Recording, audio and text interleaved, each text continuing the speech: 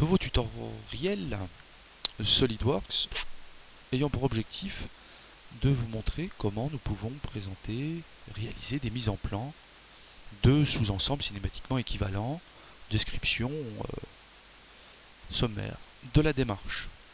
Alors dans un tutoriel précédent, nous avons réalisé la mise en plan d'une vue éclatée de ce type-là. Nous souhaitons cette fois-ci réaliser, lui associer, non loin donc de cette vue éclatée, une vue en projection de ce sous-ensemble avec un ensemble de vues en coupe de manière à voir les conditions d'assemblage entre les éléments. Alors on manque un petit peu de place, c'est la raison pour laquelle eh bien, je vais ramener donc l'éclaté sur la partie basse. Mon chiffre cette fois-ci est un petit peu grand, donc j'accède de nouveau aux propriétés de manière à changer sa police, ou alors je le supprime des fois, c'est ce qui est le plus simple, et je refais la bulle, hop, avec la police qui était prédéfinie, comme ceci. Alors si je souhaite réaliser la mise en plan, je vais aller dans la palette des vues, et puis je vais voir un peu ce qui peut m'intéresser. Alors une vue de gauche, pour la base, ce serait pas mal. Par contre l'échelle de représentation, vu qu'on a un peu plus de place cette fois-ci, échelle 1, ça me paraît petit. Échelle 2, ça sera pas trop mal. On va essayer de voir ce qui se passe un petit peu derrière le disque. Et on voit apparaître ici une forme très intéressante qui est une croix de Malte. Peut-être que cette vue va m'ennuyer un petit coup, donc je la mets de côté. Je viens positionner ici la vue que je vais couper de manière à voir les conditions d'assemblage entre les différentes pièces. Je vais utiliser donc dans disposition des vues, vue en coupe. Je me rapproche doucement d'une main légère et qui pèse à peine. Ça doit vous dire quelque chose. De manière à pouvoir m'accrocher au centre. Je trace clic gauche, différentes informations, je vais inverser la direction, exclure la visserie.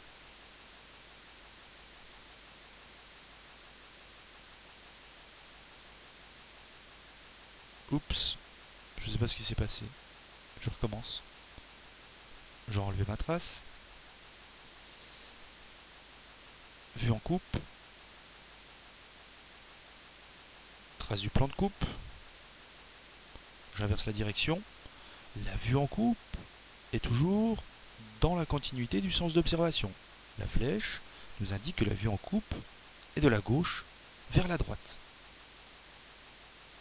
Et je viens positionner ainsi ma vue associée.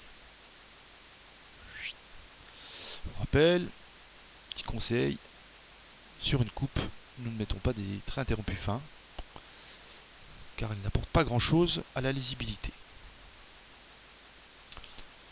Autre conseil, autre règle technique, on ne coupe jamais donc les pièces de révolution pleines, telles que les vis. Alors différentes possibilités, soit je supprime les hachures du matériau, aucune, et je viens compléter avec des traits, forts l'esquisse pour avoir les différentes arêtes qui me manquent. Ou alors, j'accède aux propriétés de la vue, je me positionne sur la vue, clic droit, propriétés, et dans mon étendue de la coupe, je viens cliquer sur la vis qui apparaît ici, de manière à la retirer de la coupe. La vis est bien présente ici, mais elle n'est pas représentée coupée. Ce sont des pièces de révolution, alors il serait intéressant de mettre en place les axes. Donc nous allons insérer la notation ligne de construction.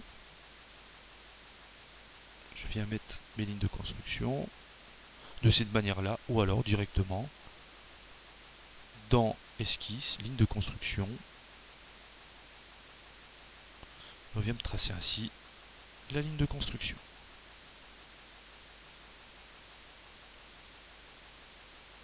Comme ceci. Donc la coupe est réalisée de cette manière-là.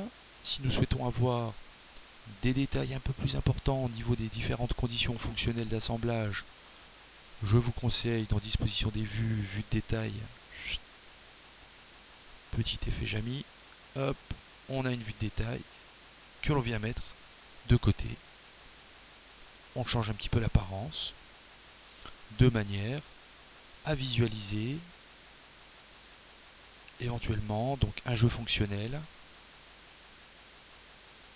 comme ceci.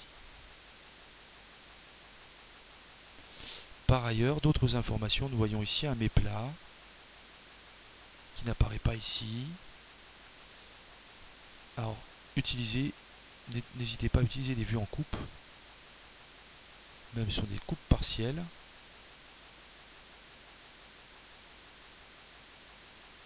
Pour voir la condition d'assemblage, nous allons libérer cette vue, clic droit, alignement, casser l'alignement, libérer la vue, elle est libérée.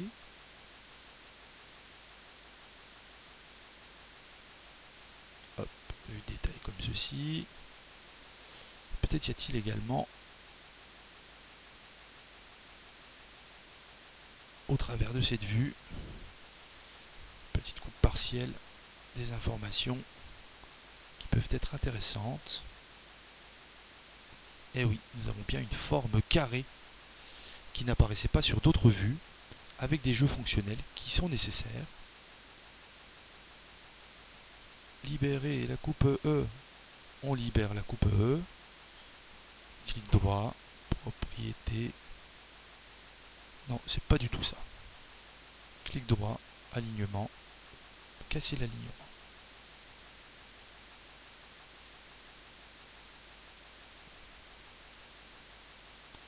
Patience et longueur de temps font plus que force ni que rage. Ça me rappelle quelque chose. Coupe EE à l'échelle 2. Peut-être en mettant aussi d'autres vues de détail éventuellement en complémentarité.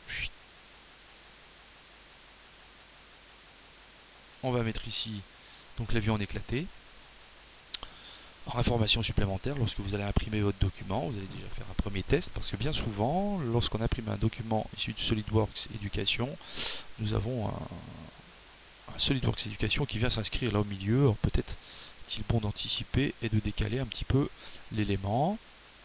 Nous allons remettre également les différentes bulles d'identification de chacune des pièces.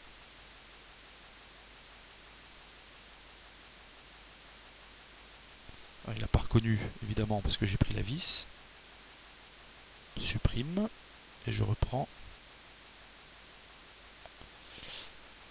la bulle comme ceci. Petite touche très importante, la touche échappe pour sortir de l'activité de l'icône que nous utilisons. Voilà. Alors sur le dessin d'ensemble, il ne reste plus, entre guillemets, qu'à mettre les conditions fonctionnelles, d'ajustement et de jeu fonctionnel. Les cotes, elles, se trouveront sur les dessins de définition. Ce tutoriel est terminé. Bon courage à vous. Visualisez-le quelques fois. Je vous souhaite une bonne soirée. Ou une bonne journée. On ne sait pas.